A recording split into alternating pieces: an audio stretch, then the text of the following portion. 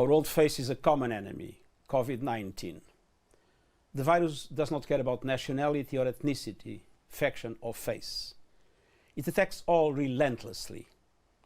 Meanwhile, armed conflict rages on around the world. The most vulnerable, women and children, people with disabilities, the marginalized and displaced, pay the highest price. They are also at the highest risk of suffering devastating losses from COVID-19. Let's not forget that in war-ravaged countries, health systems have collapsed. Health professionals, already few in number, have often been targeted. Refugees and others displaced by violent conflict are doubly vulnerable.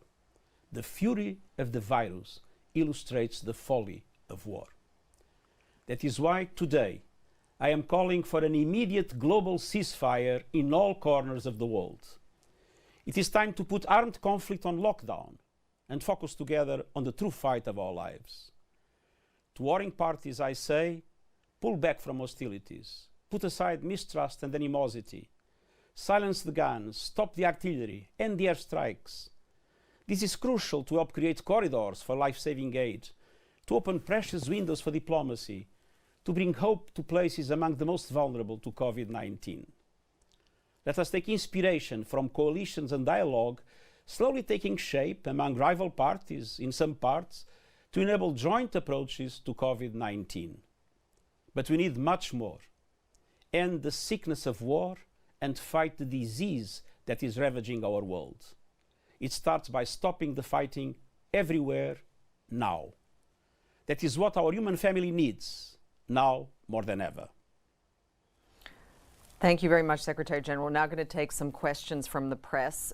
James Bays from Al Jazeera is asking, your call for a global ceasefire is obviously going to be difficult to achieve. I would like to ask you to address just one conflict as an example, Libya, where all parties are already supposed to be observing a humanitarian pause. But in fact, it seems one side, led by General Haftar, has used this period to intensify his military campaign.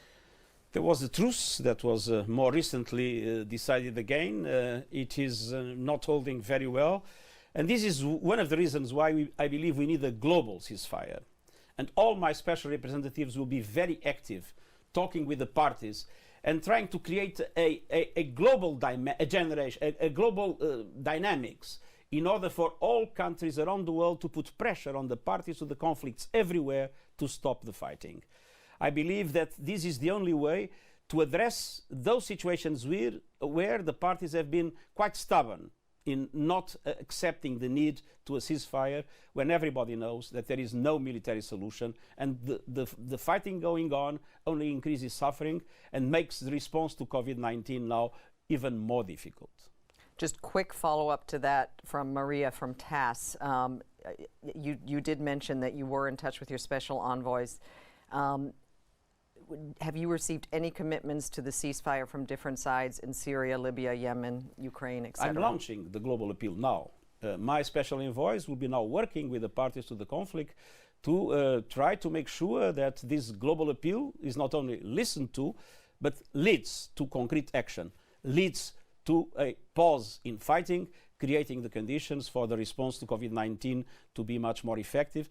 And let's not forget, those areas that are ravaged by the conflict are areas where the capacity of response is very limited. And if the fighting goes on, we might have an absolutely devastating spreading of the epidemic. Yeah, and so Jessica from France 24 is asking a related question. Can you explain how you would protect the world's most vulnerable from the virus, refugees in particular? Well, the UNHCR and IOM have been working hard to have a plan, working with the host countries in order to create conditions in refugee camps and or in settlements where refugees are, together with internally displaced people, both to prevent the arrival of the virus to those places through different measures, but also to create the capacity to respond and to mitigate the impact inside those camps. I appeal for the international community to fully support those measures. They will be included in a humanitarian appeal that we will launch on Wednesday, asking for $2 billion to allow us to have a humanitarian response more effective in relation to those dramatic situations where COVID-19 has needs by itself, but at the same time is linked to a desperate situation already in the countries affected. Betul Yurik from Anadolu Agency is asking, do you think the measures taken by the world leaders are enough? And if not, what other steps would you like them to take? I've just sent a letter to the leaders of the G20. I think it is clear that we need a much stronger coordination. Coordination in suppression of the disease, coordination in making sure that not only the developed countries can respond effectively to the disease, but that there is massive support to the developing world, not to let the disease spread like wildfire in the developed world. And then a huge package, a package to respond to the economic and social consequences, but not as in 2008, a package essentially aiming at the financial center. Now it's a human crisis, so the package needs to make households be afloat, make businesses be afloat, keep societies being afloat in this very difficult circumstance. And this will require a double-digit of GDP support in the developed world, and creating the conditions through the IMF, through the swaps among central banks, through the creation of new facilities. We need to mobilize enough funds to allow the developing countries themselves to be able to have an adequate economic and social response to the crisis. And then the need to make sure that when we recover in a more sustainable and a more inclusive economy. Great. Pam Falk from CBS News is asking, are you concerned that this crisis is diverting attention from some of the world's other problems? It is true. The crisis is diverting attention from many other issues. We need to be able to respond to the crisis, but at the same time, as I did today, to make sure that responding to the crisis, we are also addressing some of our major concerns. When I ask for a global ceasefire, the global ceasefire is, of course, absolutely essential for an effective response to the crisis in areas of conflict, but is also a value in itself. War doesn't make any sense when you have an epidemic, but war doesn't make any sense in any circumstances. Okay, just two last questions. A number of journalists who are online are asking what world leaders you've spoken to.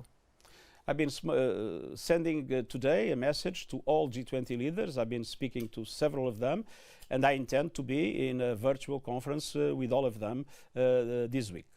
Okay, and the final question, how are you feeling, Mr. Secretary General? I'm feeling strongly determined. This is the moment in which the UN must be active.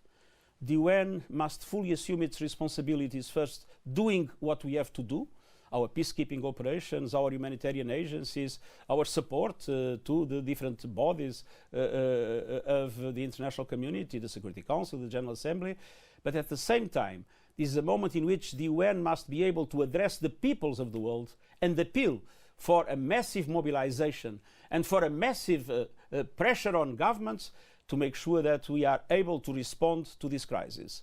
Not to mitigate it, but to suppress it.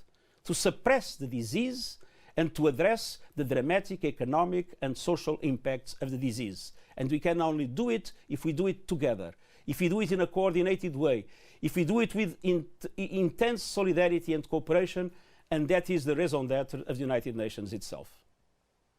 Thank you very much, everybody, for tuning in to this virtual press conference. Take care and stay safe.